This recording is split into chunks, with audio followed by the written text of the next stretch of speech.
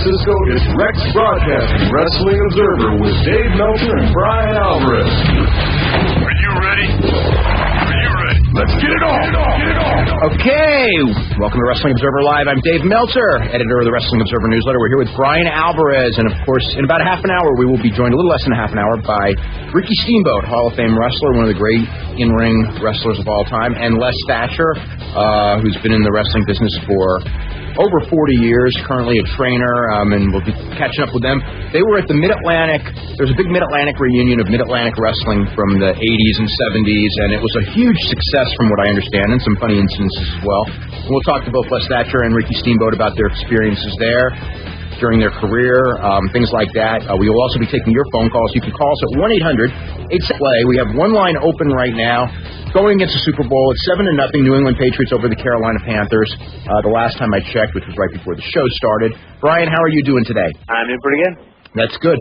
I guess we will start with UFC. And one thing, the last word that we've heard is that Randy Couture, the eye injury was not nearly as serious as it looked to be last night or at first thought this morning, and that he took some stitches in the eye, I think three on the inside, 4 on the outside, but he's going to be fine. His career is not in jeopardy, and he's now looking forward to fighting as soon as possible for a rematch with Vitor Belfort. And if you did not see the fight last night, you did not miss much of a main event because Randy Couture went in. It is almost prophetic. On the website and everything, I was talking to some people the last couple of days before the show, and I think it was the Friday before this, Friday. I don't think it was Saturday. Just kind of mentioned in passing, BJ Penn had just been like freaking awesome in training and had submitted Randy Couture in training, and that Randy Couture also had a cut under his eye, and as it turned out, that those two things were the story of the show, in that BJ Penn continued his awesomeness in training in the ring and totally out-wrestled Matt Hughes, which was thought to be somewhat impossible for him to do and for few humans on this earth to do, and dominated him in winning by a choke in the first round to win the UFC welterweight championship, going up in a weight class. And then in the light heavyweight championship match, Couture, of course, going in with the eye injury. It got opened up on the very first punch by Vitor Belfort. Very ugly-looking cut. There's no choice but to stop the match if it did. I mean, it's not even a controversial stoppage whatsoever, but only 48 seconds, and Vitor Belfort, the new light heavyweight champion, which was also an upset. In fact, of the 8 fights last night, 6 of them were upsets. We're going to come back and we're going to talk about UFC, Royal Rumble, No Way Out, and there's back to Royal Rumble on SmackDown, and a bunch of other stuff, as well as take your phone calls. You're listening to Wrestling Observer Live on the Sports Byline Radio Network.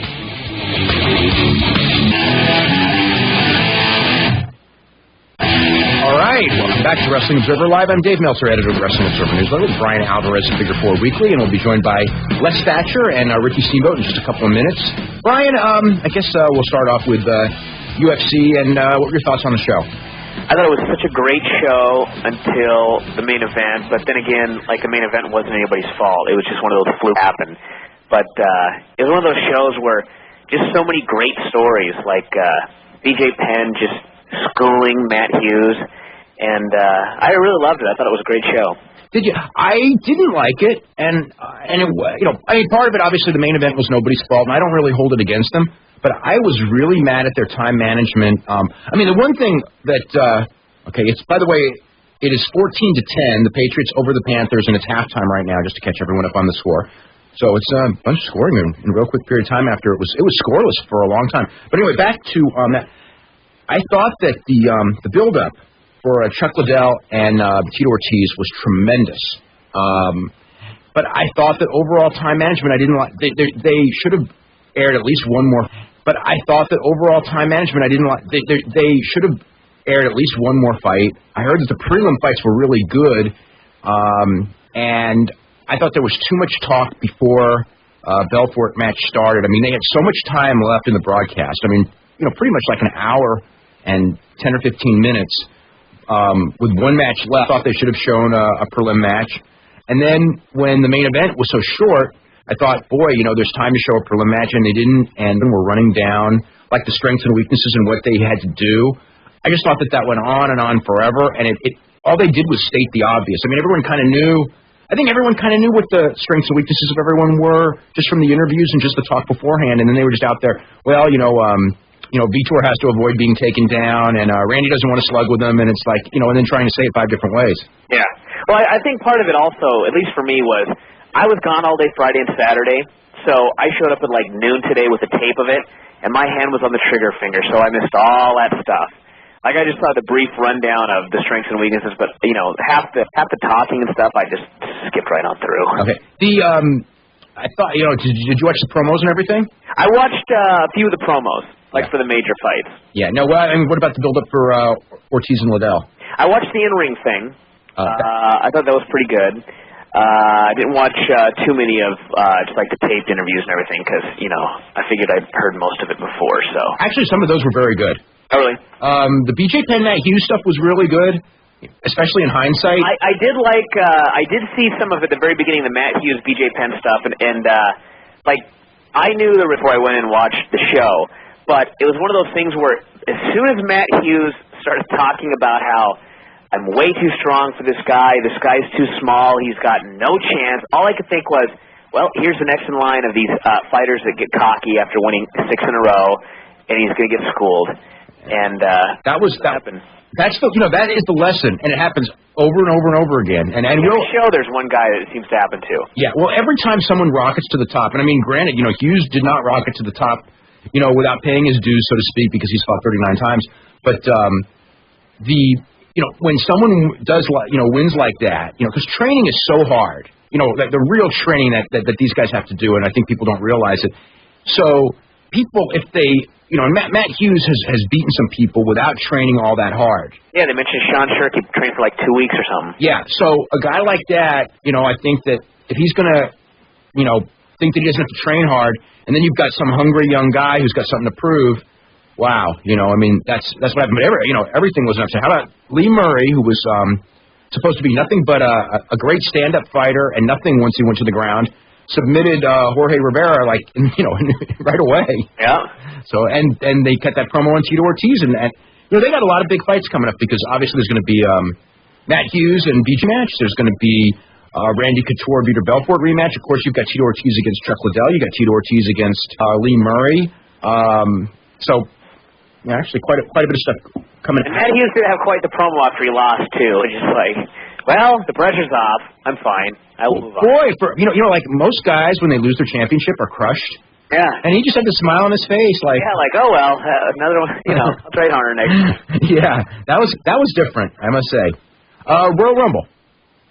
I thought it was a horrendous show. Until the last 2 matches, and well, everyone did. The Hunter match wasn't even that great. I mean, it was good, but wasn't that great. And then the Rumble, it wasn't like the best Rumble of all time, but it was a fun little Rumble. So I didn't come out of the show hating it or anything, but it's not like I would ever want to watch it again.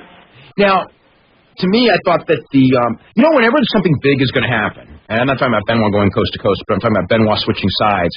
Because Benoit's now a Raw talent, that I always think that they totally botched the storyline. I mean, it was just like, oh, well, some legal loophole. It's like, God, I don't know. That's all you could come up with for such a, you know what I mean? Yeah, and then he just shows up on the show. I don't know. I did find it brilliant on Triple H's part, because I'm sure he finagled this somehow. But the whole storyline is he's the top champ. Oh, yeah. Benoit went to go for the top championship, not the other championship. Yeah, he didn't go for his own title. No, he had to go face Hunter. Yeah. He wanted that world title, not the WWE title. Yeah. And I just watched that, and I was like, oh, my God, this is freaking brilliant.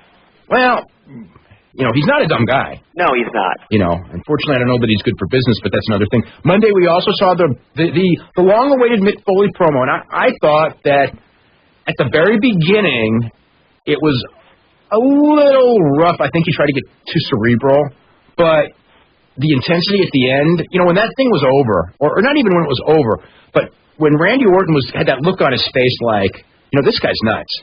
and he had the saliva on his cheek, and he was just talking about and punched himself in the forehead until he bled. And I'm watching this, and I'm going like, that's how you get that's a promo that gets over. Yeah. And Mick Foley is, if you look back, I mean, that guy is so valuable in limited doses that it's not even funny because oh my God, he may be my favorite performer of them all right now. Yeah. The thing with me is I thought it was like an excellent promo, and I may be the only person in the world who will say this, but when I saw that Jim Cornette promo on Ohio Valley, where he cut this tremendous promo about his glasses. Oh, the one with Nikita. Yeah, with Nikita. They're going for 2 weeks ago. Yeah. And it was a joke, like, I'm going to see how great I can make a promo over my glasses being broken. I mean, to me, that's like, as great as Mick Foley's promo was, for some reason I just think in 5 years, if I were to look back, I'm going to remember Jim Cornette's promo more than I'm going to remember Rock's promo. And that's taking nothing away from Rock's promo whatsoever. You mean, what about, you mean Mick's? Oh, yeah, Mick, sorry. Okay, no problem. Also, Thursday they did a Royal Rumble on SmackDown, which I thought that was a pretty good match. Oh, yeah. Especially the finish with Kurt Angle and Eddie Guerrero. Eddie Guerrero going over. Eddie Guerrero, of course, getting the shot 2 weeks from tonight at the Cow Palace in San Francisco. Yeah, it's so funny that they have been calling it, what was the term that they've been calling it, the legendary or the historic Cow Palace? Yeah, something like that. I mean, and I guess you could say it, but, almost legendary for them. Well, it's not legendary for them. And then the other one, too, is pretty much every building that's old, is kind of legendary when it comes to wrestling. It just happens to be, it just happens to be old. And it's so old that I don't even think they should be running it. I mean, the last time they ran, I mean, there wasn't, it was like 2,800 people, I think, was the paid. That was some terrible number. And, I know that the advance isn't through the roof or anything like this, but, so anyway, Eddie Guerrero and, of course, Rey Mysterio and Chavo Guerrero, they started their angle, and John Cena and Big Show, which, they've been with Big Show and everything, but I sure don't want to see him against John Cena again. Yeah. The one thing about that Royal Rumble on SmackDown was I always watch Royal Rumbles or Battle Royal. It's mostly Royal Rumble because it's such a big thing and you get the WrestleMania title shot and everything. And I'm always thinking, what would happen if, something went wrong and the winning guy accidentally fell out of the ring? Well, remember that happened on TNA when Sabu went over the top rope? And he was supposed to be there at the end, and they had to come up with this thing. Well, he didn't get thrown over, so he can come back in. Oh, was that lame? Yeah, but, I think that Eddie Guerrero did, the riskiest spot I have ever seen in any Battle Royal when Kurt Angle went to give him that back suplex, and he flipped over. Oh, yeah. And landed on the apron. Yeah. And I thought, I cannot believe that the winner of this match just did that. Yeah. But then I figured, well, SmackDown, if something happened, they could have edited it, and only the live crowd would know. But still, I was in utter amazement. These guys are so awesome. Yeah. They're making a cornball battle royal look like the greatest match of all time. It's great. Yeah. We're going to go ahead to a break right now. We're going to start taking phone calls. We've got one line open at 1-800-878-PLAY, and we will talk to Jeff and Jonathan, and before we get Ricky Steamboat and Les Thatcher up. And we'll check on the game, and you'll listen to Wrestling Observer Live on the Sports Byline Radio Network.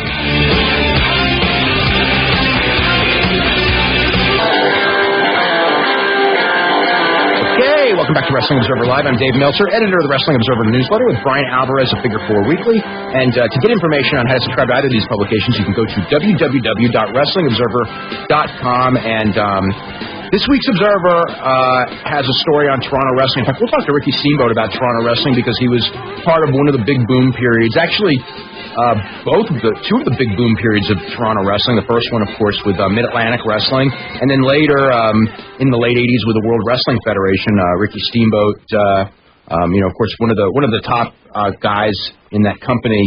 1987-ish, that period. But we have a great story on Toronto wrestling and Jack Tunney. I don't know, have you had a chance to see that one yet? I didn't get an Observer yet. Oh, this was a good week, believe me. Between that and the history of the Battle Royal, I don't get all jazzed about every week, but boy, I was jazzed about this week's issue. Did a good job on that Big Show thing. That was hilarious. Big Show thing. Oh, he wanted to get. The scooter. He wanted to get a scooter like Austin. That's right. That was tremendous. Except for the typo, Jeeb. That's okay. You'll be happy to know it'll play in his storyline. Oh, really? Oh, yes. Oh, wow. I made that up on the spot, but it's going to have to. It should. I cannot handle typos. We're going to go to but anyway, you can get info on both of the publications, www.wrestlingobserver.com, subscription information and everything. As we build to WrestleMania, and we're going to work on a real big issue for WrestleMania. In fact, we've been talking about it like the greatest of all time deal. I'm going to try to work on that over the next month. But we're going to start with Jeff in New York City. Jeff, what's going on? Hey, what's going on, guys? Not too much. I got a question. I was reading Freddie Blassie's book. I just finished it. And he mentioned something about, I think it was Antonio Rocca and Bruno Sammartino. They had like they had a match, and you know how they did in the old days where they would say they had the match but they didn't, and then they would announce that there was a title change or something. I think that was Buddy Rogers and Argentina Rocca for when they pulled out of the NWA. I believe the story. I know the story. They announced a match in Rio de Janeiro. Home of many great matches. The home of many great matches that never took place, and a few that might have taken place. But they announced that Buddy Rogers had beaten Antonio Rocca to become the Worldwide Wrestling Federation champion, and then Buddy Rogers lost the championship to Bruno Sammartino very quickly. Yeah, I think this was with Bruno because Freddie said he wasn't sure, but he thinks about why this particular match never took in Bruno and Rocca. Freddie said that either Rocca said that he was sick, or Bruno, and then Bruno says that, I forget what he said. He said that basically the match wasn't clear, but I think he said like Bruno was threatening Rocca he was gonna beat him to like shoot on him, and then Rocca didn't want to participate in the match, and Rocca said he was sick. I don't remember that. The reason why I'd be skeptical is because Rocca was one of Bruno's idols, and Bruno originally got over in New York teaming with Rocca and never forgot it. I mean, like when Luthez wrote about a lot of stuff about Rocca that wasn't complimentary, I mean, that was one of the things Bruno hated most about the book was, Luthez knocking Rocca because that was, Rocca and Primo Carnera, because those were like Bruno's idols when he was, and later tag team partners, when he first was like in his early stage of his career. Right. But I don't know that. I read the book. I don't remember the story, but I don't remember ever a movement of Bruno against Rocca. I mean, it very well could have happened. It doesn't make sense in a sense. But then again, they everybody wrestled everybody in those days. But with Bruno, I mean, you would think that Bruno was always groomed, at least from the early 60s on, to be somebody really, really big. If you ever look at his record, he lost very few matches. And it was almost a Goldberg-like record. And Rocca, would have been, more likely to be his partner, because I don't think they would want to split the loyalties. Because, Rocca was the big drawing card in the Northeast for many, many years. But really, before, it was Rocca, then Rogers, and then Bruno. Anything else? Yeah, another question about Blassie. After reading his book, I get the real sense that this guy was like one of the most popular guys in Japan. I knew that before, but this question relates to another popular figure, Sapp. Mm-hmm. Bob Sapp is incredibly popular in Japan. Where would you rate Bob Sapp among the all-time popular figures? Among, Rowan, Inoki, Baba, Ricky, Blassie. Where would Bob Sapp rank right now? Well, I mean, longevity-wise, of course, I mean, Antonio Inoki and Baba are parts of the culture for, literally 40 years. It's hard for me to say, like, with Blassie. Blassie was real big there in, like, 62. And if you're really big in Japan at one point, you stay big pretty much for the rest of your life there to a degree. But Blassie was not like, say, Stan Hansen, who kept coming back over and over and over again. I think that, most Japanese would probably, if you ask them who the top foreigners historically were, probably would not say Blassie, and they probably wouldn't even say Thez. Modern fans they would know the names, but they would probably go with Stan Hansen or and then the younger fans, like wrestling was huge on television at that point in time, in the Ricky Dozan era. So everyone knew Blassie, and Blassie made a great impact. to compare it to Sapp, it's very hard for me to do that. I mean, because Bob Sapp is huge. It's just a different era. I mean, to say one was bigger than the other, I don't know. And you know, historically, you know, we don't know where the Bob Sapp thing's going. I mean, it could be nothing in a year, or you know, maybe 20 years from now, you know, he'll just be Bob Sapp and he'll always be over in Japan. I don't know. But Blassie didn't make his career in Japan, although he was huge in Japan. You know, Blassie really made his career in California and went to Japan, you know, a few times. And was big when he went, but you know, Bob Sapp made his career and his livelihood in Japan. So, in that sense, I think Bob Sapp would be bigger. Right, that makes sense. My last question has to do with MMA. Well, not what do you think, but who would you like if you can pick a couple names? Who would you take as far as who you think are the most overrated mixed martial artists in the last 10 years? I hear a lot of Tank Abbott. Well, he's a given, but I mean guys who are kind of on the fence, in my opinion, like Frank Shamrock. I wouldn't call Frank Shamrock overrated just because of you know, what he accomplished in his prime. Pedro Hizzo had all the talent in the world. He just didn't win the big matches, like Kevin Randleman. Those guys, like Kevin Randleman, was just an incredible athlete and always found always important matches. And I guess that's you know, so maybe you could say, you know, Kevin Randleman. I don't know about Tito. I don't know if I would call him overrated. Right on the cusp. Ken Shamrock, to a degree, just because he was so big. But Ken Shamrock was the best in the world in '95, and then when he came back, you know, he had done 3 years of pro wrestling and he was older, and you know, you just can't go back like that and be at the top. And when he went back, you know, I mean, he had that great rep, and the sport had evolved. Gracie. What? Hickson Gracie. Yeah, but he never lost. I mean, Hickson Gracie may have been the best fighter in the world in his time, but you know, I guess in a sense, you know, yeah, you could probably say Hickson Gracie. You know, he picked his opponents and everything like that. You know, I think that the fighters now, your Nogueiras, your BJ Penns. I would have said Matt Hughes 2 days ago. You know, Randy Couture, Vanderlei Silva.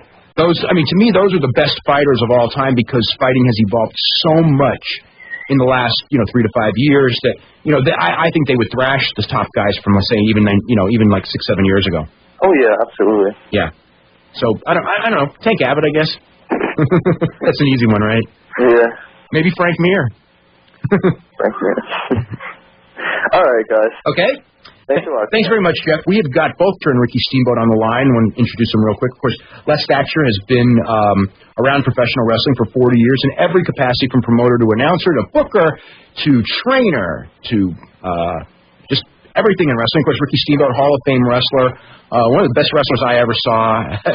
Watching wrestling for 30-plus years, and Ricky Steamboat will be right at the top of any list. And you ask wrestlers, I'll tell you what, you know, when you talk to wrestlers, I mean, and ask, like, you know, the ones who, you know, they want to copy or they watch tapes of to learn from how to be a babyface in the ring or how to work.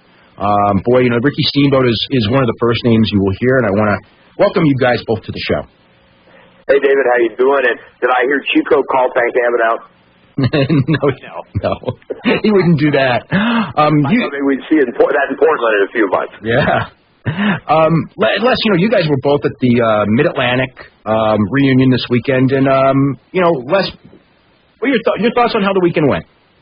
I thought it was fantastic. I was there both days, and I'm under the impression there were like maybe 900 people through there yesterday. Last night at the Q&A session, which only did first, and then Cornette ended up being Cornette, Bobby Young, Bobby Eaton, J.J. Dillon, and myself. We rolled till 1:30 this morning with about 500 people in the room. Wow! Now, what happened with Cornette and ICP? I don't know exactly what the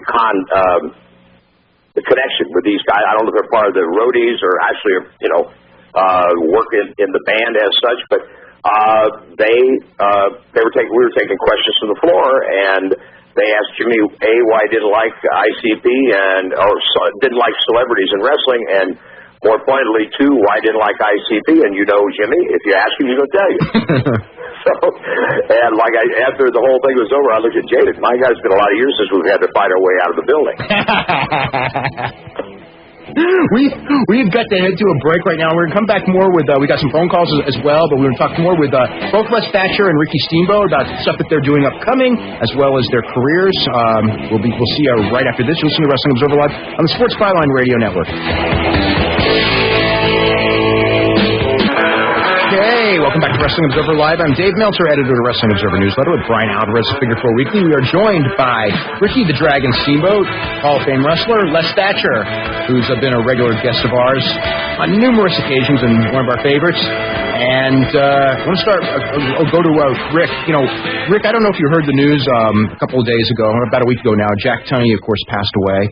And, you know, Rick, what kind of memories do you have as far as, you know, Toronto wrestling was in tailspin after the Sheik, and it was kind of getting a little bit better, and then you and Ric Flair came in, and, you know, according to people in Toronto that I've talked to, including some people who were in the office with Jack Tunney, you were the guys who are given credit for really lighting that city on fire again around 1978, 1979, and, you know, what are your memories of that period of Toronto wrestling? Of course, you were working all over the, you know, you were working so many dates. Those days, it must have been an incredible schedule. Well, first of all, let me say hello to you, David. I haven't spoke to you in a long time. Yeah. Yeah, it has been. That's probably a couple of years, huh? Last time we did the show, it's probably been a couple of years. Yeah. Yeah. And I just saw Les today, so I'll just say a quick hello to him. How you doing? Hey. Okay. Anyway, to answer your question, yeah, well, you got to understand, at that time, you know, 78, 79, when Crockett Promotions worked that deal with Tunney to start going up to Toronto and campaigning that area. The talent that we had in the Mid-Atlantic area was just, you know, we had some great people, you know. I guess you could say you were right in the fact that, you know, Flair and I started the ball rolling, but got show after show after show after show, you know, with Youngblood and myself going up there as tag team, and you know, Valentine and Blackjack Mulligan. I mean, the whole crew of guys that we had in the Mid-Atlantic area that would go up there and wrestle. And I think at one time we worked at an the outdoor baseball or football stadium or something out there with. We went up there with. Jay and myself against Slaughter and Canoodle, and then we came back with Jay and myself against the Briscoe brothers and drew some tremendous houses. But fond memories. Love the Canadian fans up there. I guess, well, they always treated me right, and the guys going up there for some reason out of the Carolinas and going to, you know, to another country, Canada. For me, it was an inspiration. We just worked our balls off. We worked real hard, and you know, to try and put out the best product that we could put out from the whole crew, and it started for the first match all the way up through all the main events. You know, in your career, you know, it's funny now because it's you know, your career actually ended about 10 years ago, and a lot of fans remember it for a few matches. You know, like the WrestleMania match, the matches with Flair in 1989. Because those matches are on tape and people have watched them over and over and over again, and you know. One of the things in that period, you know, during most of your career until the very end, you know, the big matches were not taped. I mean, you use your TV matches to get to the arena match. There weren't cameras at the arena matches most often. You know, Starrcade came later, and you know, you were doing these kind of matches. It wasn't like, you know, now the arena is something. The arena show is like kind of like a public appearance, and the big matches on TV or the pay-per-view. I mean, then. You know, some of your best matches, and you know, probably most of your best matches were seen by 5,000, 10,000 people, maybe more, maybe a little less. You know, at an arena show, and it's not like we can go back on tape and go, you know, look at all these matches, and you know, you had the rep for being one of those guys who did it every night. Yeah, that's true. That's one of the ways the business has changed. Is that before we used to use television as a venue to carry whatever angle or anything that we spiked it up on TV, then you take it to the house shows. You know, night after night, you know, Flair and I both agree that as many times as we worked with each other, and everybody remembers, you know, those three matches that we had in 1989 where I won the belt in New Orleans, and then the match that I lost the belt. But collectively, thousands and thousands and thousands of fans never got to see the matches that we had down in Charleston, South Carolina, or Columbia, or Greenville, Raleigh, Greensboro, you know, and those matches with Flair and I on the big shows, yeah, they're brought up, but both of us agree that we've had some matches that would just, you know, would not make those teams as up to par as everybody would think. Now, you know, one of the things that I remember, and these, I don't even know if anyone has a copy of these, but it was a huge match in Toronto. It was just as big in Greensboro. When you and Jay Youngblood wrestled Sergeant Slaughter and Don Kernodle, which in the cage matches where you won the title, I guess, basically in both Toronto and in Greensboro. What do you have like fond memories of that? Because what in your mind made that program so hot? Because I don't think that, you know, unless you were around then, you can realize, I think they turned more people away in Greensboro that night than even at the Starcades. And it was the forerunner to Starcade. And then in Toronto, you sold out the Maple Leaf Gardens and, you know, turned people away. Yeah, that was, we started to do some things that weren't commonly done on TV. Little things like contract signing, you know, where people actually see Jim Crockett, the promoter, sitting down with the representatives, and myself and Jay, Slaughter and Kernodle, putting a little twist in the contract at the very last second, putting your back up against the wall to make you, hey, you're going to either sign it or you know, sign it or shut up.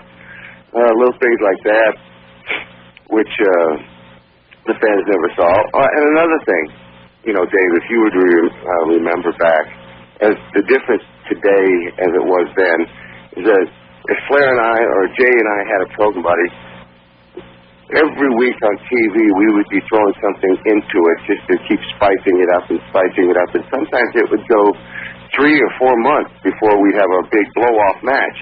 Of course, we'd have our matches starting off with just straight up, and then we'd maybe come back with a no DQ match, or come back with a lumberjack match, or come back with a special referee, or come back, and then eventually the big blow-off match would be a cage match. But then you understand, through all this process, we would be painting this picture, and it would take 3 months to do it.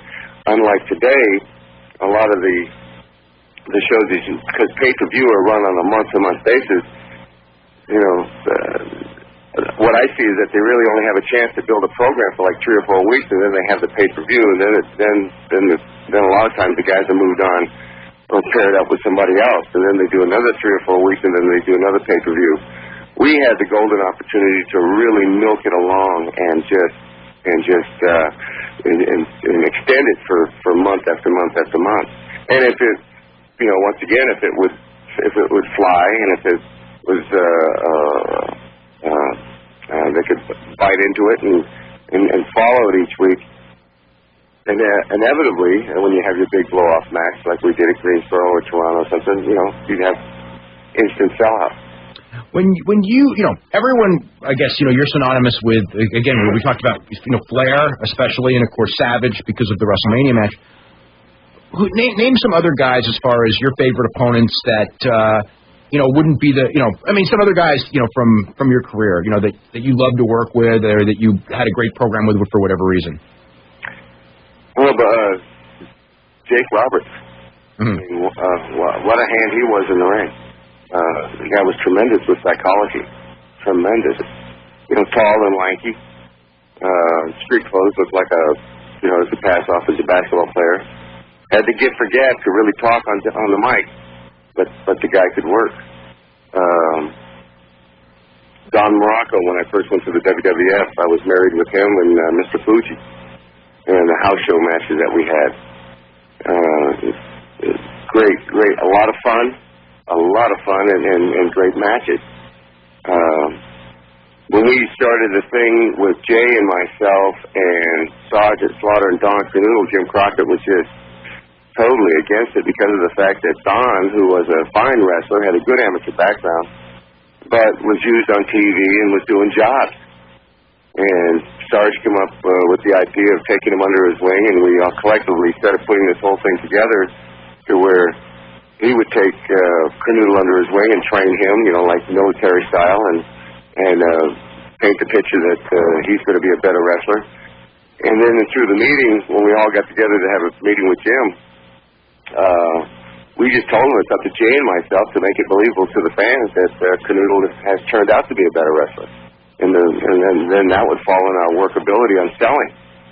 And, the rest is there because we went to Greensboro. And I'll never forget that ride. We're driving up the interstate, and Jay and I, we're getting off at the exit. And the traffic is backed all the way down to the interstate. And so we're sitting there thinking, well, there must be some kind of an accident. So we go on the side of the road there, and we're going up the ramp, on half of the car on the road, the other half on the third. And we go all the way around, we go through the lights, and we go through all the lights through the city of Greensboro, all the way to Coliseum, and it's all bumper to bumper to bumper. And then we finally realized, oh my God, they've come to see us wrestle, that was the night Flair had Harley Race in a cage, and we had Will Slaughter in a cage. And, you don't see that very often, to where you're really, really shocked and surprised, and that the product that you put out there, the fans bought, are doing that, coming out in numbers just to come watch your work. Les, I want to ask you, you guys, you and Rick have been doing a lot of seminars with young wrestlers, and real quick, let us know, some of the stuff that you've got coming up. Okay, sure. Well, this coming weekend, Thursday, as a matter of fact, Ricky, Harley, and I, we fly to Providence, Rhode Island, and we're going to be doing training Friday, Saturday, Sunday, with the show on Saturday night, the same venue, and this is going to be in Webster, Massachusetts, at Elk Lodge 1466. For more information on that, you can go to pwfnortheast.com.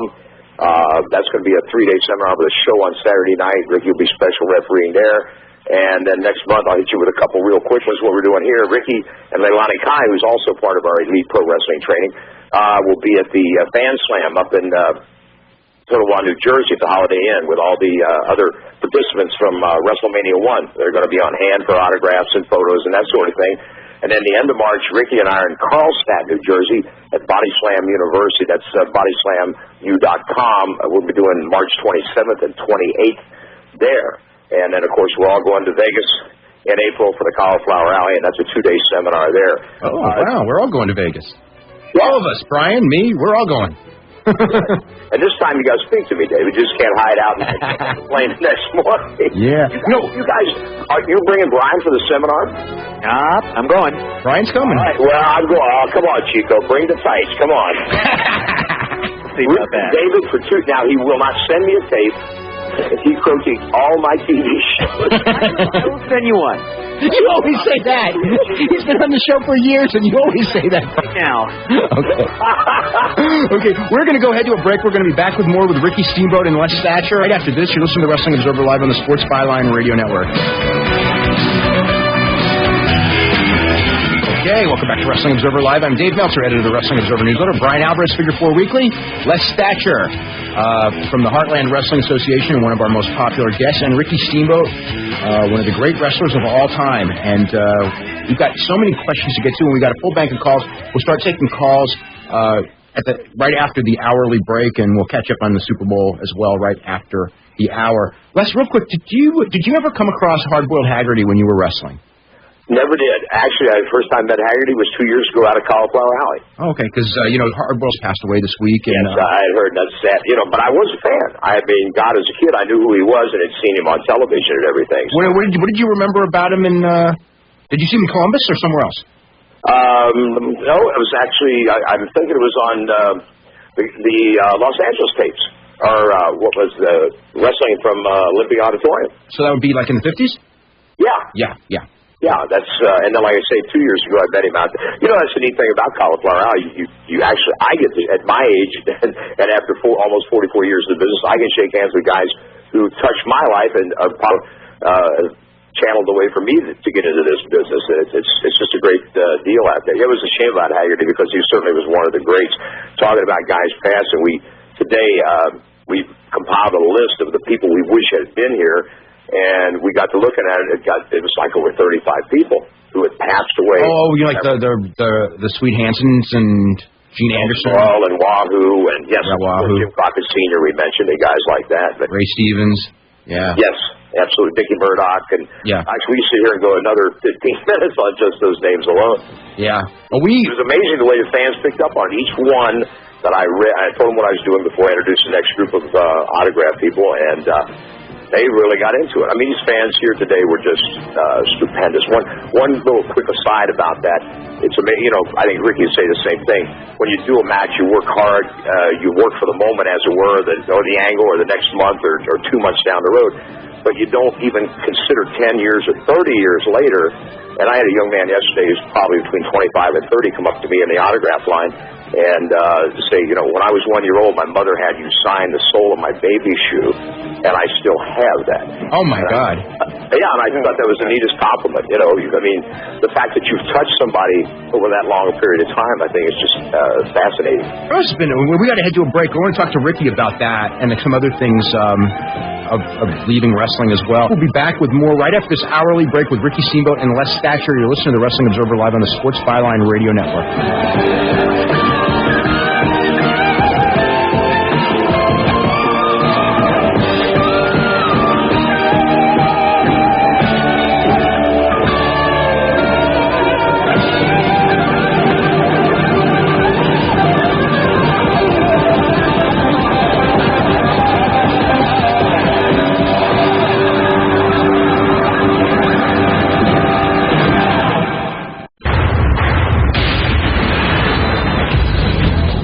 Welcome back to Hour 2 of the Wrestling Observer with Dave Meltzer and Bryan Alvarez.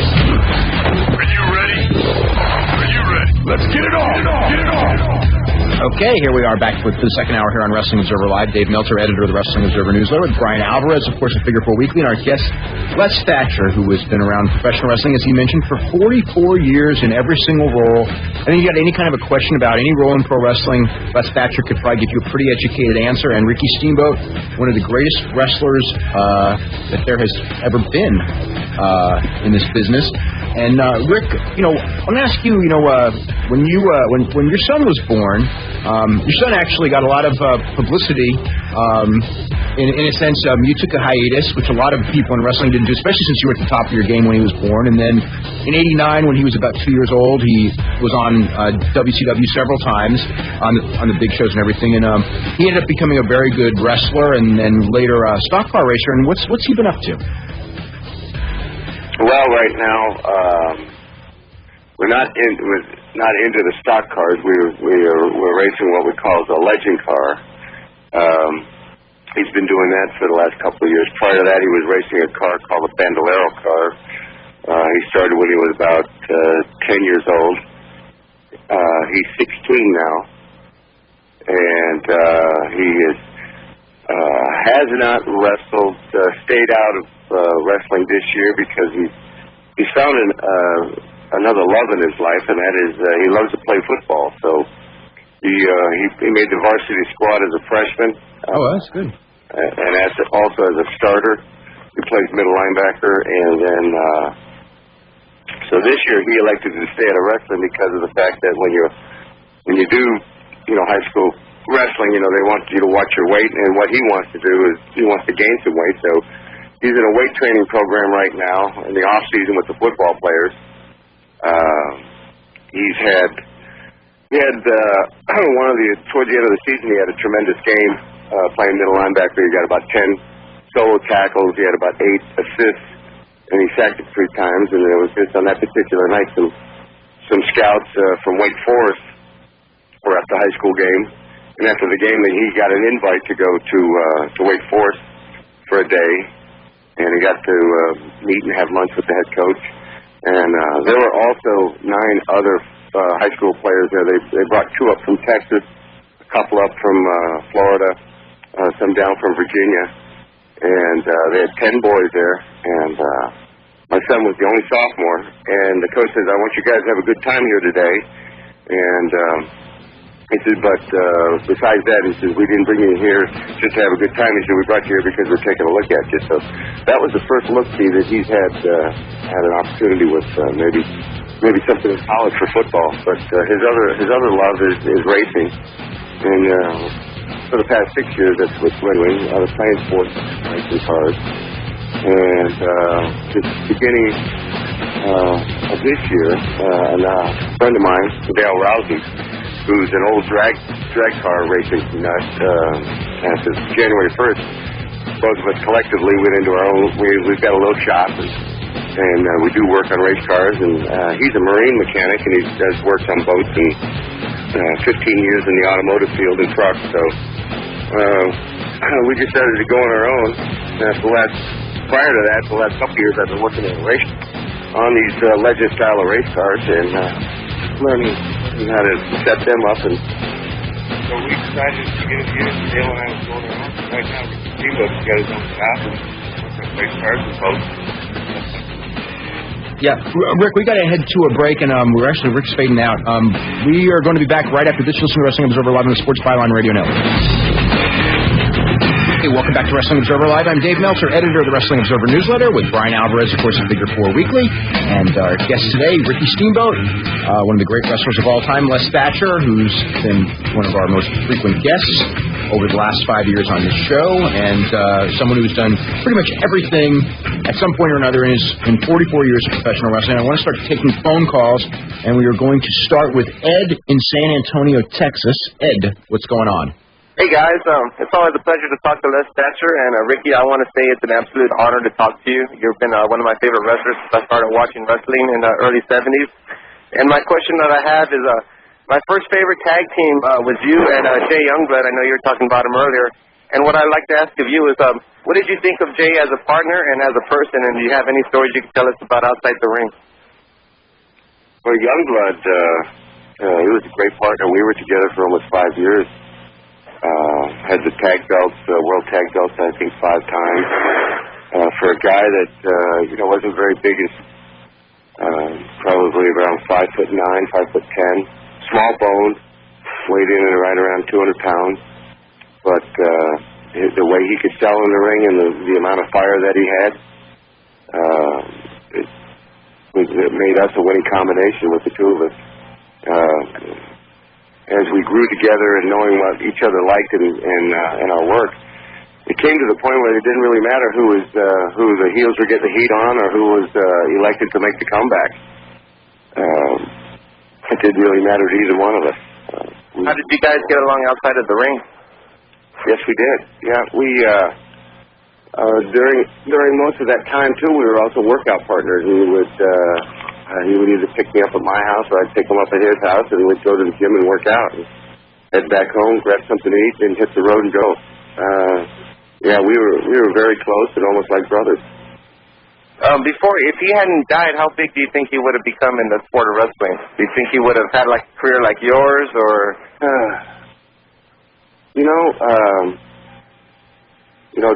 That's a hard call to make, because the last year of his wrestling career, of his life, Jay was on a downward spiral, getting bad influences from other subjects, and I don't know where his career would have headed off. The way it was going, and that last year was very hard on me, also trying to get him to straighten up, but as it would, it didn't. I had to eventually go to Crocker Promotions and ask to separate us, and then we went on our separate ways. And it wasn't too long, it wasn't too long after that. I mean, 6 or 8 months later, then I started venturing up with the WWF. Okay. And let me ask you a question. When's the next Cauliflower Hour convention in Vegas going to be? That's going to be April 16th and 17th at the Plaza Hotel. And, we were talking about seminars. This is the cheapest ticket in the country. Not only Ricky, Harley, and myself, but probably Bruce Hart, Killer Kowalski, Scott Casey, and Lord knows how many other guys will show up to help on these 2 days. And to be a part of that, all you have to do is join Cauliflower Alley, which is $25 a year. You can check out their website for more information on that. But it's a great time if you're a fan, or if you're an independent wrestler, or if you're an old-timer, or anybody. It's a great couple of days. Like you say, we're doing a seminar Thursday and Friday, and then on Saturday afternoon at 1, the trainers are going to pick 30 wrestlers to put together a card for 1 o'clock on Saturday afternoon. And if you are an indie, Bryan Alvarez, you might want to try to perform in front of all these old-timers. You talk about putting your credibility on the line. Oh, boy. Actually, I have a question for you guys when you do training, and that is, what are, the top things that you think guys today need to work on? Real quick, and then I'll let you go to Ricky. I say timing, psychology, facial expressions, and body language. Rick? Well, what do you want me to cover, Les? Elaborate on the four. Yeah, that's, we've got, in today's wrestling world, we've got some guys that are great workers, and they can execute a bunch of great stuff, but try to put it all together for it to make sense in the course of a match. That's where we try to step up to the plate and explain it to them. When to do this and why you're doing it this time. Don't forget what happened, 5 minutes earlier in the match. Go back to it. It all makes sense. Stuff that we used to do. If I worked on a guy's leg and then as a heel, as he started healing on me, and then we would have our match and he's getting his heat, and then I would always remember to go back to that leg. And that would be a way to stop it. And then everybody sitting in the stands would be watching and says, well, that makes sense. Steamboat worked on that leg for about 5 minutes, and then he went back to it because eventually that's a weak spot. So it's just a picture that I try to tell everybody, look, this is a picture that we're trying to paint, and if you do it the way that we're trying to show you, it makes it so much easier to come across. Rick, Jay Youngblood's name has come up many times in this tonight, and one of the things before you and Jay Youngblood were a team, of course, you and Ric Flair wrestled for the U.S. title, and you were a main event guy. And what was it like? I mean, as far as how did you go to the company? Did they come to you? Was it a booker's idea to put you two together? And what were you thinking at the time? Because some people, I know that the World Tag Team title was a big deal and it was a main event deal, but there are also some people who would go when they were single. After you've already been a single star, that why put me in a tag team? If you know what I'm saying. I went to Jim Clark's desk to tag Jay enough because I saw a lot of talent in the guy, and but for me personally, at that point in time in my career, you were right that I had done a lot of mostly single matches, and so I just thought maybe just a little spice of life, a little change in my career to start working more with tags, and he put us together, and it worked out. It worked out great. It was a great learning experience. A lot of times in single matches, when you're working in the ring, the other guy, but you can learn tag match because you're standing on the apron and you're on the outside looking in, and you can see how the match is flowing. You can see how it's developing, and there's just so much extra stuff that you would pick up that normally, if in a single match, you couldn't see it. Okay. Let's go to Jonathan in Savannah. Jonathan, what's going on? Jonathan, are you there? Jonathan is not there. We'll go to Alan in Deerfield Beach. Alan, what's going on? Alan. Oh, I'm here. You're here. Go ahead, Alan. Can you hear me? Yes. Yeah, I had a question for Rick. I don't know if he wants to answer it. It's kind of touchy. It's about his relationship with Hulk Hogan, because I heard Greg Valentine mention he felt that Hogan was threatened and might have tipped the office to get rid of Rick. I heard it on a shoot interview. Can you hear me? I've only had through discussions like we're having tonight with other people that have come forward with some of that information. I never heard it at the time that I was working with the WWF and Hogan was there.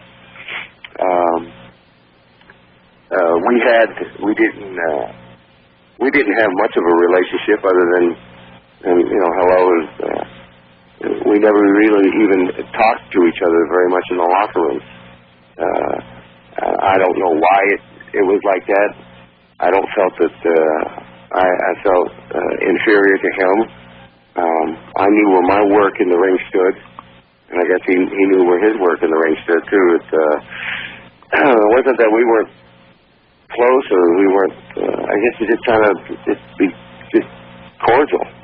Never was really close at all. So, but like you were saying earlier, stuff that I learned was after the fact, and quite a few years later, where guys have come forward and this is what they heard from the office, and this is what they heard from what Hogan had said.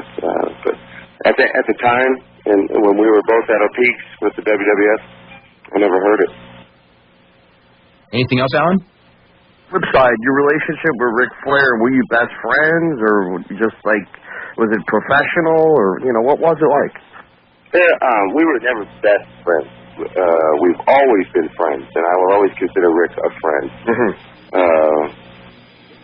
I could probably count on one hand if there was the times that we would have spent together out of the ring. And I'm talking about on one hand over a 20-year period.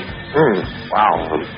So, you know, maybe I was invited to went out and vote one time. You also got to understand that back then, kayfabe was a major deal. You really didn't want to get out in the public with the guy that you were working against and portraying that on TV week after week after week. Especially in the Charlotte area, you know, Steamboat and Flair was such a common, you know, known fact about the two guys that on TV that just did not like each other. Did you ever argue? I'm sorry? Have you ever argued with him, or no? No.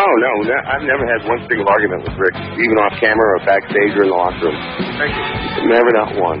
Okay, Alan, thanks very much. We're going to go hit a break right now. We're going to come back. We have a couple of lines open at 1-800-878-PLAY, and we'll start getting to some more calls. And I also want to talk to Ricky. When we come back, Rick, I want to talk to you about your transition from wrestling in 1994 when you had a career-ending back injury, and just think about that for a while, because that's a tough period for every athlete, you know, having been in the sport for roughly 20 years or so, and then basically being out of it. And I just want to get your thoughts on that, and also kind of pitfalls for other guys who may have to face that decision, what to avoid. Anyway, we will be back more with Ricky Steamboat and Les Thatcher right after this.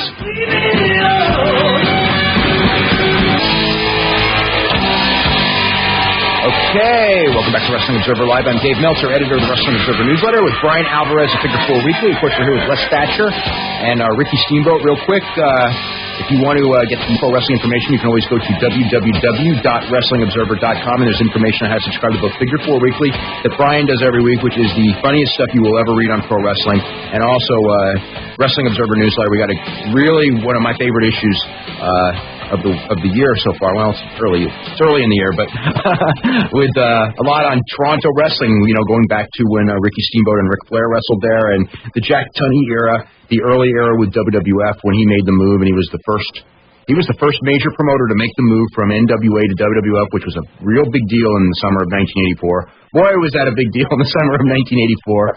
And we got a lot on that, and also history of battle royals, and the big Royal Rumble issue as well.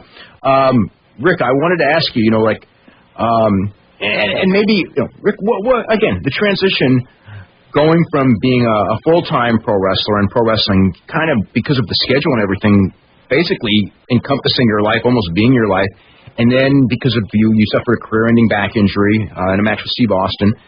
And your career was over at that point in time. And what, for guys, what do you think are like the pitfalls to avoid?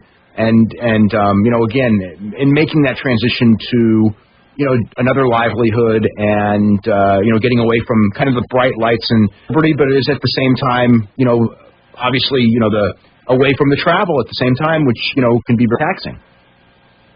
Yeah, well, you know, David, I think to answer that's all of that just depends on where, you know, that wrestler's head is in that point in time in his career.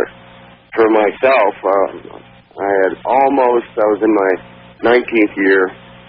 I felt that I had accomplished a lot. When I hurt my back, I did a spinal compression, herniated 2 lower discs in my back, went to 3 doctors, eventually went to Duke University, you know, MRIs and CAT scans and so forth and so on. And I was at the point in time in my career that I felt that I had fulfilled everything and I was happy with what I had done. And you know, with the doctor telling me what's going to happen the next time I heard it, it wasn't a very hard decision to say, well, you know, I've accomplished a lot and I've gotten a lot of recognition. The business was awful good to me. The fans were good to me. So, you know, it wasn't hard for me to bow out. I was also getting tired of, I was getting road weary. And this, I'm sure you hear a lot, you know, just being on the road day after day after day. There was one stretch I was on the road for 5 straight weeks before I even made it home. And then when I did get home, I was just home for the night, and I flew out the next day. Things like that were starting to pile up on me, and also missing more with with my son when he was younger, and just wanting to be with him and not missing anything when he was growing up. So that point in time in my career where my head was at, fulfilling a lot, and I said, well, it's not a bad time just to bow out. I said, I'm kind of on top of the business, and I've done well. I could see would be, dejection, rejection to a guy that is on top of his game and maybe not have been there that long, and then to suffer an injury. And he said, man, I just made it, and I was doing well and growing and making good money, and then I get hurt. That can play a type of a mind game on you, but it didn't happen with me. I was happy with my decision and very comforting with it. As the years went by over the last 10 years, and obviously the pain of that injury probably, I don't know if it got worse or not, or got a little bit easier on you. Oh, by the way, really quick, it's a 21-16. The Patriots are ahead of the Panthers in the fourth quarter, so it's a pretty tight game. But I'm here in the Carolinas trying to watch a little bit of it. But Rick, as far as was there ever a time, like say 3, 4, 5 years later, you're going, I'm younger than some of the guys out there. I mean, you know what I mean, and I think I can, maybe not come back and do it for a month straight, but maybe build up for one angle. Or did you just go, I've had my career and I'm happy with it, and I don't need to come back?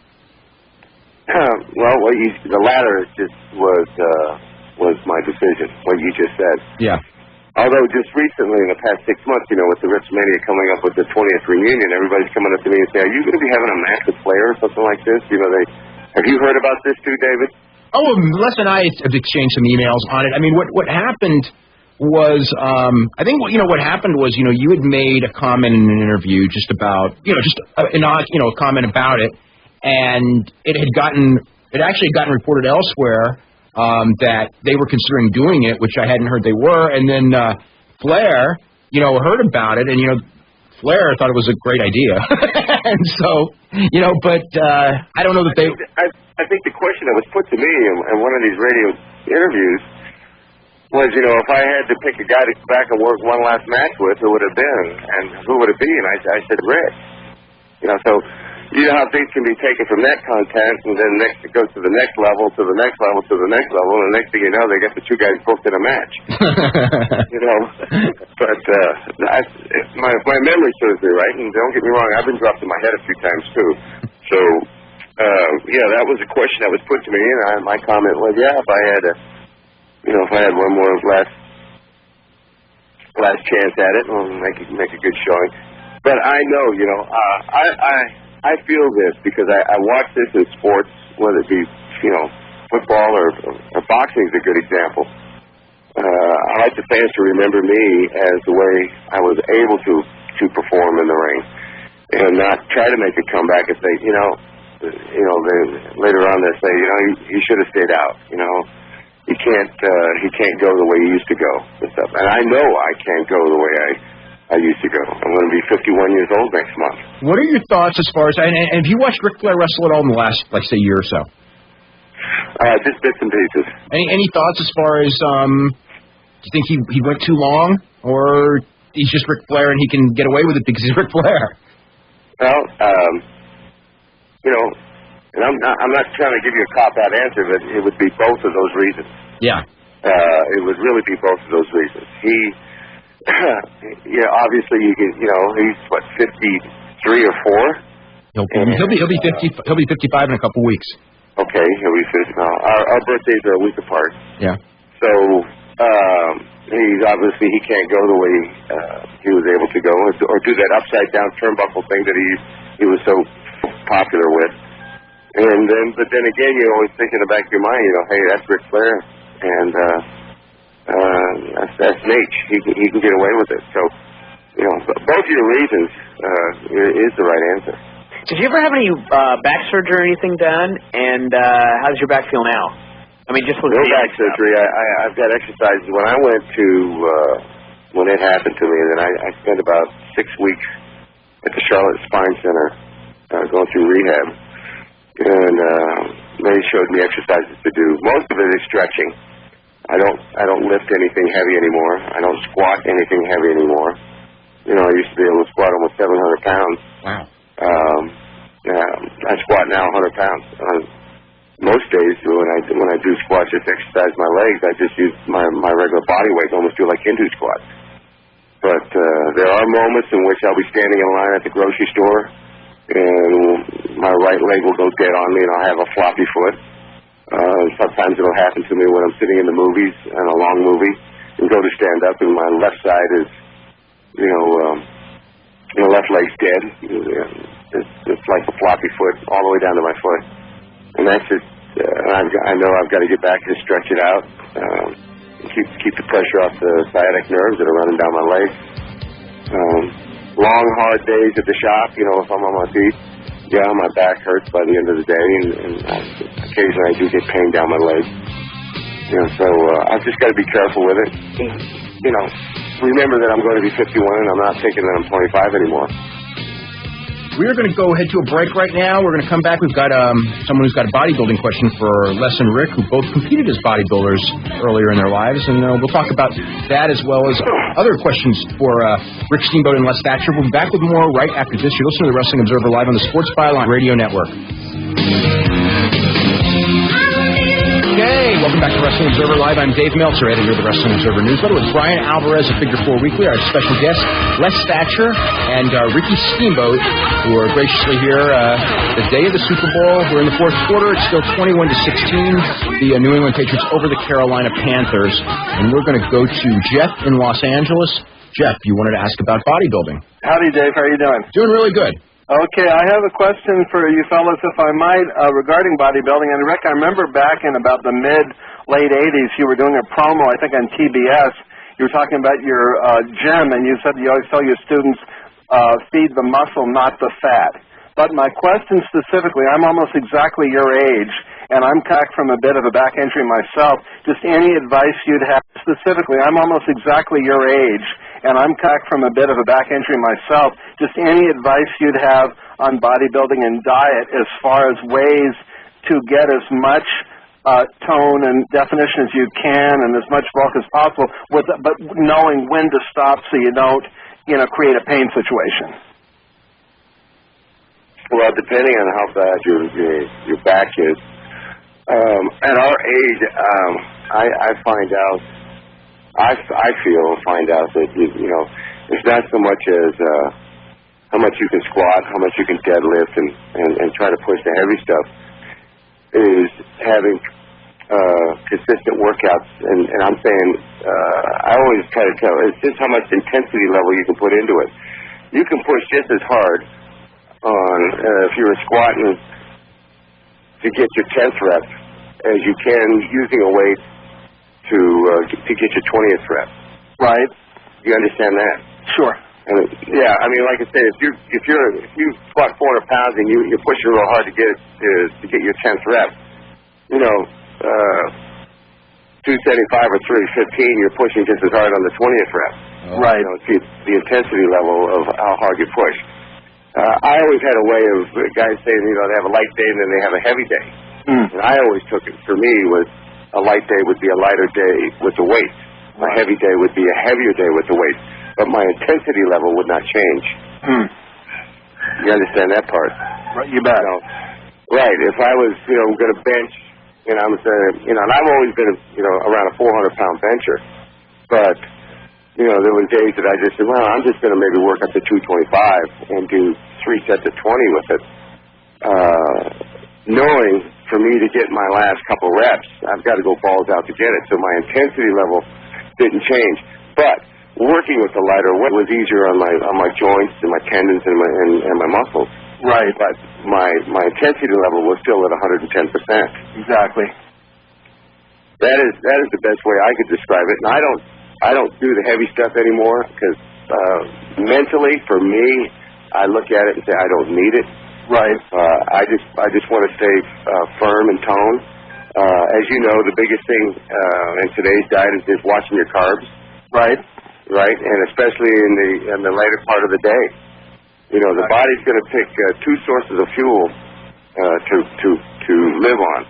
There's energy level. One's going to be basically your carbs, the other's going to be body fat. Right. And if at nighttime you start taking in carbs, I mean, you sit down and says, okay, I'm going to have me a grilled chicken, I'm going to have me a baked potato, plain, no butter or sour cream, and you think you're doing good. But that baked potato is a complex carbohydrate. Right. So basically today's guys, what they do is they eat dinner, they go watch TV, and then they go to bed. Right. You know, the energy level on that complex carb, that baked potato, has not even been touched. So as it transforms into your body through your sleeping period, it goes to what they call like fat calories because you're not burning it up. Mm-hmm. So I always try to say if you can ingest your carbs in the morning and afternoon, and then at nighttime have a good source of protein and some good vegetables and a salad, and stay away from the complex carbs. Right. So in essence, what you're doing is that the carbs that you take in through the morning and lunch, your body's going to go to as a source of energy and burn them up. Exactly. So if you don't take any in the evening time, and you don't have any carbs in your body, by the time you've gone through your day, you've depleted them. Right. What's going to happen then for your body when it calls on for energy is going to start going to your stored fat areas. Right. You see? But if you take that plain baked potato because you think you're doing good by saying, all right, no butter, no sour cream on this baked potato. But it doesn't work like that. It just doesn't work. Right. So can I interject something here? Yeah. You were talking about leaning out as well while you were adding mass, and I think Ricky's probably of this same mindset. Do your aerobics first thing in the morning on an empty stomach. Your glycogen stores are depleted, is empty, and your body has to go to the fat for fuel. Right. Yeah. The worst thing in the world, I managed gyms, Ricky owned his own, is to see some guy that's overweight with a carb drink on the treadmill. Right. You know, I mean, he's just defeating his whole purpose. Mm-hmm. You know, he's putting carbs into his stomach, and that's what it's going to burn. Right. So when I was I competed up till I was 53, mm-hmm. and I got as good as 6% body fat in competitive shape. But that was the way I was taught by my mentor, and I think it works the best. Or you can add actually aerobics in the evening as well. Ricky was talking about cutting back on your carbs in the evening. When I was, especially during competition, usually my last meal of the evening was a decent-sized tossed salad with a chicken breast. Right. There's not a lot of carbs, but there's roughage, which is going to make your body use more calories to break it down. Mm-hmm. It'll fill you and, kill your appetite, but it's not those carbs you're going to take to bed with you. Right.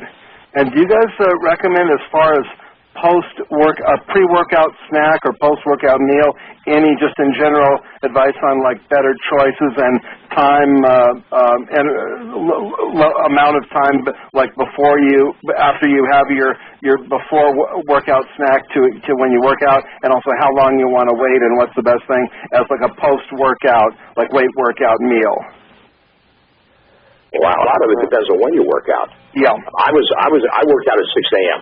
Right. So my schedule, I get up, get the paper, a cup of coffee, climb on the stationary, do a half hour, then have some oatmeal, maybe with a banana sliced up in it, hit the gym, put in my 45 minutes to an hour and 15, whatever it happens to be, and then obviously get some quality protein and some carbs back in my system within the next half hour to 45 minutes. Right.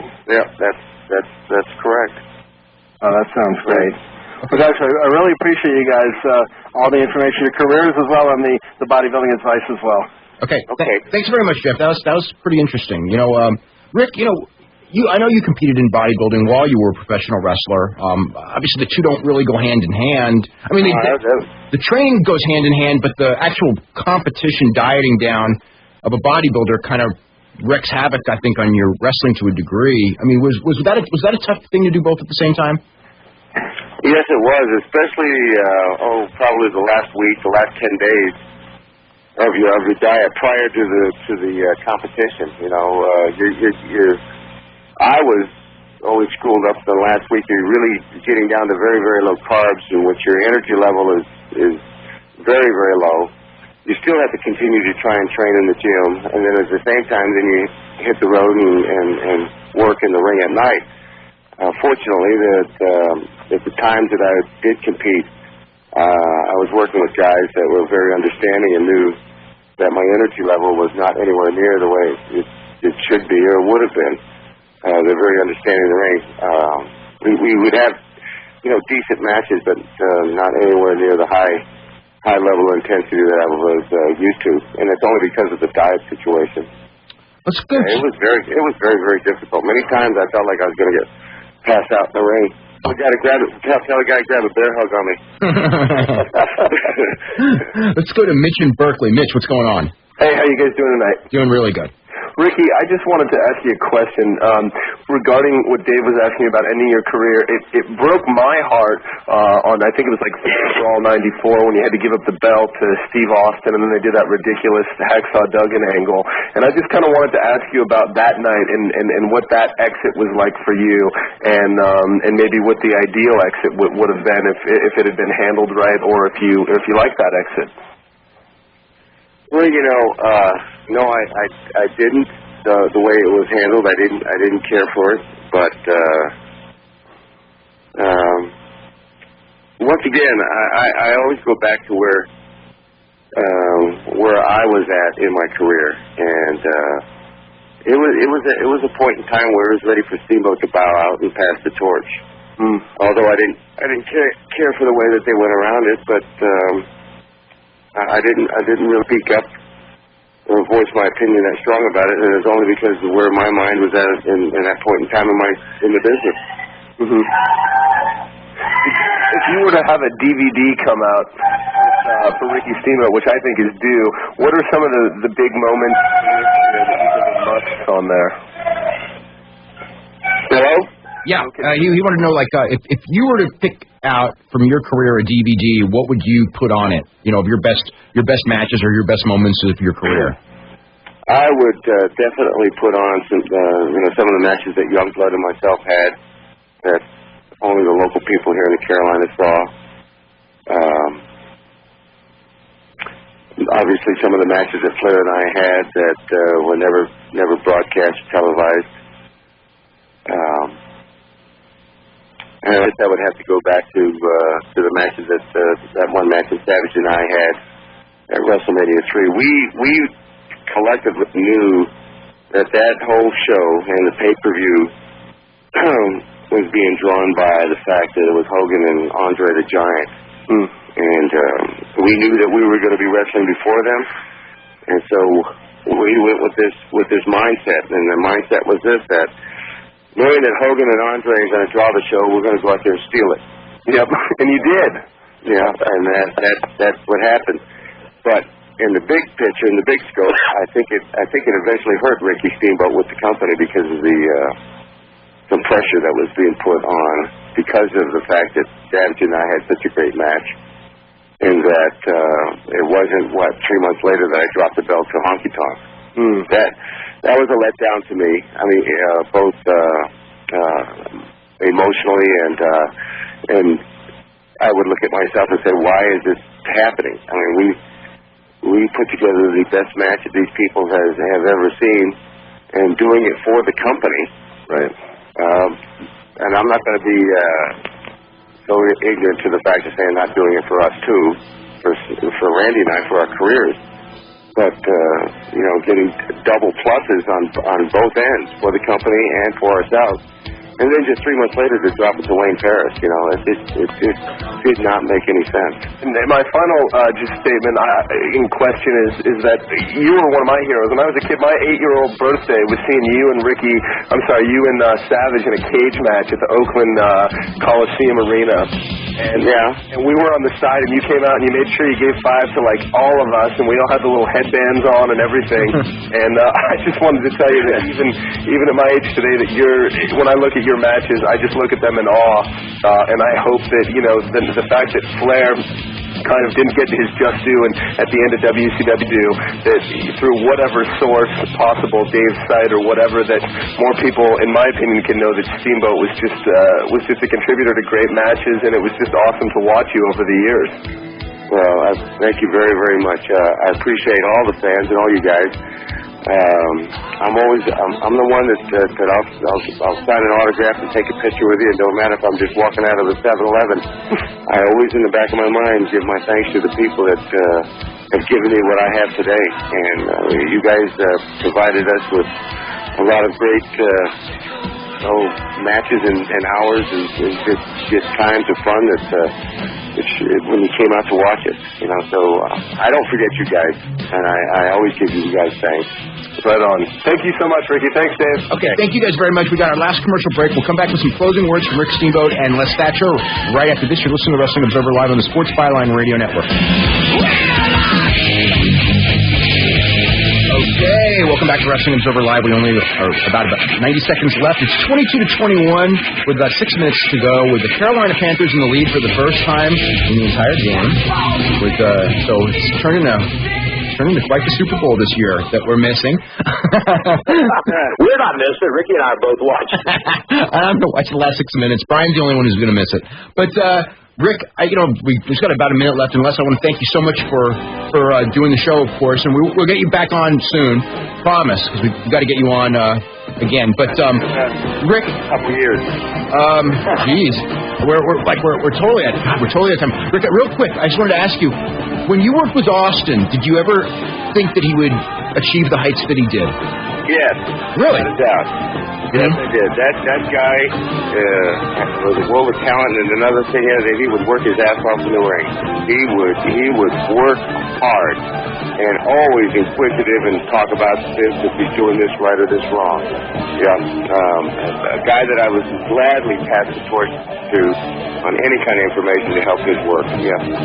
Without a doubt. Classic. At the time when he was just with WCW, it was a class act. Okay, I want to thank you very much, Rick, for being on the show. Thanks, Les. Thanks, Brian. We'll see you all next week. You're listening to the Wrestling Observer Live on the Sports Byline Radio Network.